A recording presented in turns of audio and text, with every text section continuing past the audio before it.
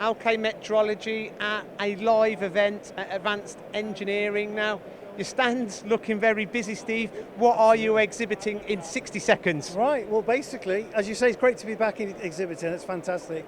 So, as I say, we're not really known for arms and scanners, but we've got our own Freedom arm with laser scanning, so best-in-class arm, best-in-class scanner from Nikon with its optics, also using Polyworks, which is best-in-class software for inspection, with a new tool, which is an index table for supporting the measurement process. Brilliant, Steve. Now, Steve, we've got a full CNC video coming soon on MTD CNC, so if you want to find out more, that will be on our channel very soon. Yep. Now, you've also got an automated inspection setup here. It looks fantastic to me, doing low volume, high mix work. Can you tell our audience about this, please, Steve? Well, absolutely. Again, we're employing laser scanning on the CMM, so effectively we're sub 10 micron accuracy with scanning.